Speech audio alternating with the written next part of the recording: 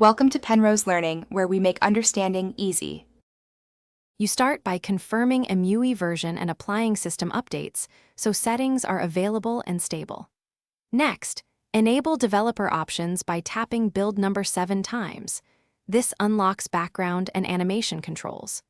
Once done, make sure battery is above 20% and use Wi-Fi to avoid mobile data limits during testing. You do these first steps because firmware and developer toggles directly affect how long screen time policies and apps can run without being killed. You now change how Huawei manages apps by opening settings and adjusting app launch controls.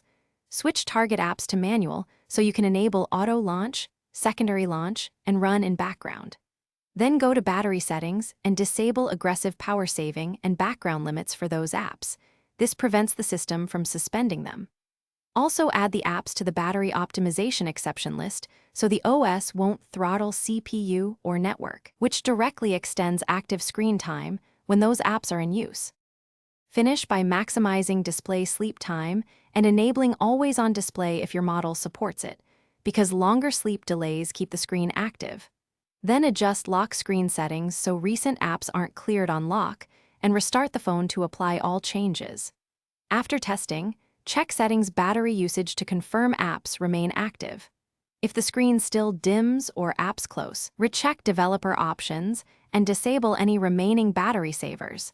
This single troubleshooting step fixes most. Thanks for watching. If this was helpful, leave a like and consider subscribing. See you next time.